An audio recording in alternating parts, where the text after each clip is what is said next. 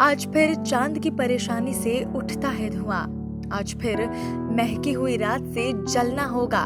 आज फिर सीने में उलझी हुई वजनी सांसें फट के बस टूट ही जाएंगी, बिखर ही जाएंगी। आज फिर जागते गुजरेंगी तेरी ख्वाब में रात। आज फिर चांद की परेशानी से उठता है धुआं। शब्दों के मोतियों को पंक्तियों के धागे में पिरोकर जादुई कविताएं बुनने का हुनर रखते हैं गुलजार साहब। अब आप इन्हें गीतकार कहें या डायलॉग राइटर, या फिर कहें आप इन्हें कहानीकार और फिल्म डायरेक्टर, ये है संपूर्ण सिंह कालरा यानी हमारे गुलजार साहब। गुलजार साहब का जन्म 18 अगस्त 1936 में झेलम डिस्ट्रिक्ट के दीना गांव में हुआ था, जो कि अब पाकिस्तान में है। उनके पिता का नाम माखन सिंह कालरा और माँ का नाम सुजान कौर था। बचपन में ही गुलजार की माँ का देहांत हो गया था। वो 9 भाई बहनों में चौथे नंबर पे थे। गुलजार साहब को बचपन से ही साहित्य पढ़ने का बहुत शौक था। वो रविंद्र टैगोर के साहित्य और कविताओं के ट्रांसलेशन को पढ़ा करते थे। शायद यही से बंगाली भाषा के प्रति उनका लगाव हुआ। गुलजार साहब आज भी टैगोर के काम को अपनी जिंदगी का टर्निंग पॉइंट मानते हैं, क्योंकि उनके काम को पढ़ते हुए ही उन्हें खुद भी पढ़ने लिखने का शौक चढ़ा। उन्होंने लगभग हर शायर, साहित्यकार, लेखक और कवि के काम को पढ़ डाला। भारत पाकिस्तान के बंटवारे के बाद उनका परिवार अपना सब कुछ छोड़कर अमृतसर में आकर बस गया। गुलजार साहब की पढ़ाई भी बीच में छूट गई और अपने परिवार की आर्थिक रूप से मदद करने के लिए वो मुंबई चले आए और वर्ली के एक गैरेज में बतौर मैकेनिक काम करने लगे। गुलजार खाली समय में कविताएं लिखते थे और कविता के बीच नाम लिखते थे।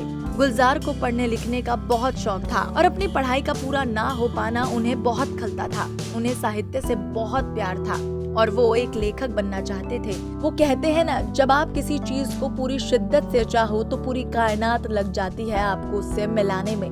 और गुलजार साहब के साथ ही कुछ ऐसा हुआ। उन्हें आखिरकार कॉलेज में एडमिशन मिल गया। ग्रेजुएशन तक उन्होंने पढ़ाई के साथ काम भी किया। इस दौरान गुलजार साहब हर रविवार राइटर्स एसोसिएशन की मीटिंग में जाया करते थे। वो लेखक और कवि बनना चाहते थे, लेकिन उनके पिता का मानना था कि इस काम में कोई कमाई नहीं है। लेकिन गुलजार साहब को तो साहित्य और कविताओं की दुनिया भा गई थी। राइटर्स एसोसिएशन के जरिए ही उनकी बॉलीवुड इंडस्ट्री के कई लोगों से पहचान हुई और आखिरकार उन्होंने गैरेज का काम छोड़ हिंदी सिनेमा के मशहूर निर्देशक बिमल रॉय, ऋषिकेश मुखर्जी और हेमंत कुमार के सहायक के रूप में काम करना शुरू कर दिया। 1963 में बिमल रॉय की फिल्म बंदनी के लिए गुलजार ने अपना पहला गीत लिखा। ये गीत गुलजार साहब को मिलने के पीछे का किस्सा भी बहुत दिलचस्प है। दरअसल इस फिल्म को बनाने के दौरान संगीतकार एस.डी. बर्मन और गीतकार शैलेंद्र जी के बीच में कुछ मनमुटाव हो गया था। इस शैलेंद्र जी ने गुलजार साहब को फिल्म का गाना लिखने का प्रस्ताव दिया, लेकिन हैरान करने वाली बात ये है कि गुलजार जी ने प्रस्ताव ये कहकर ठुकरा दिया कि वो फिल्मों के लिए गाना नहीं लिखना चाहते। लेकिन वो शैलेंद्र जी के इतने बड़े मुरीद थे कि उनके रिक्वेस्ट करने पर वो मान गए। उन्होंने एक वैष्णव कविता लिख डाली, जो कि एक गीत बनकर सामने आई, और वो गीत था मोरा गोरा रंग लैले। ऐसा रोमानी गीत जब गुलजार ने लिखा, तब इस गीत की रचनात्मक में जो खुशबू महसूस की गई, उस खुशबू मात्र से समझ लिया गया कि ये लेखक हिंदी सिनेमा के संसार में महत्वपूर्ण हस्ताक्षर साबित होगा। और ऐसा ही हुआ भी। ये गाना बिमल रॉय को इतना पसंद आया कि उन्होंने गुलजार साहब को अपना असिस्टेंट बना लिया। और फिर क्या था, गुलजार साहब की मदद से बिमल रॉय ने साहित्य पे आधारित फिल्में बनाना शुरू कर दिया। बचपन में टैगोर के काम के गुलजार पर गहरी छाप छोड़ी थी, इसलिए उन्होंने बाद में बंगाल भाषा सीखी। और तो और बिमल रॉय ने जितनी भी फिल्में बनाई वो बंगाली नॉवेल्स पर आधारित थी। सन 1968 में ऋषिकेश मुखर्जी ने आशीर्वाद फिल्म के लिए गुलजार साहब को पहली बार गीत ही नहीं बल्कि डायलॉग्स भी लिखने का मौका दिया, जिसमें अशोक कुमार के संवाद गुलजार साहब ने लिखे।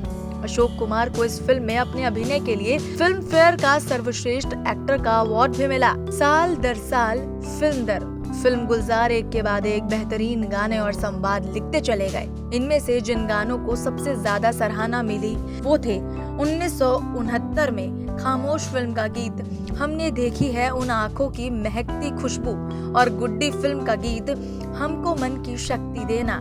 इस दौरान गुलजार साहब की दोस्ती पंचम दा यानी आर.डी. बर्मन से हुई। फिर क्या था, पंचम दा के संगीत को गुलजार साहब के बोल मिल गए और इस जोड़ी ने बना डाले बॉलीवुड के कुछ बेहतरीन गाने। गुलजार साहब ने एस.जी. बर्मन से लेकर विशाल भारद्वाज तक के हर दौर के संगीतकारों के लिए गीत लिखे और इन्हीं में से एक संगीतकार है A.R. रहमान, जिनके साथ उन्होंने फिल्म स्लम डॉग मिलियनेयर के लिए जय हो गाना लिखा था, जिसे ऑस्कर और ग्रैमी अवार्ड भी मिला।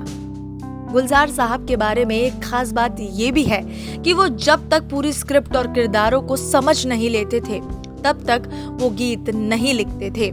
यही कारण था कि उनके गीतों को सुनकर लगता था मानो किरदार बातें कर रहा हो। एक उम्दा गीतकार होने के साथ ही वो एक संजीदा निर्देशक भी थे। ये अलग बात है कि उनकी फिल्म बॉक्स ऑफिस पर कमाल नहीं दिखा पाई। फिल्म निर्देशक के रूप में उनकी पहली फिल्म थी 1971 की मेरे अपने, जिनमें उनका लिखा हुआ गीत कोई होता जिसको अपना आज भी लोग जुबां पर रखते हैं। इसके बाद उन्होंने कोशिश, अचानक, आंधी और परिचय जैसी फिल्मों के निर्देशन भी किए। 1972 में बनी कोशिश फिल्म में गुलजार के बेहद संवेदनशील नजरिए वाले निर्देशन में संजीव कुमार और जया भादुड़ी ने एक ऐसी प्रेम जोड़ी का बेहतरीन अभिनय किया जो सुनने और बोलने में असमर्थ था, और संजीव कुमार को अपने इस अभिनय के लिए राष्ट्रीय पुरस्कार से भी सम्मानित किया गया।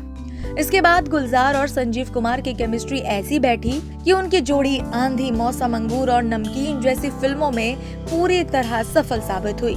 गुलजार ने 1980 में अभिनेत्री मीना कुमारी के जीवन पर आधारित शायरा का निर्माण किया।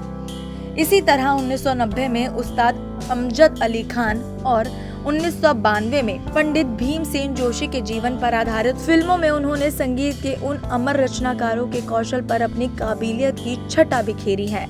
गुलजार साहब का काम केवल फिल्म इंडस्ट्री तक ही सीमित नहीं था।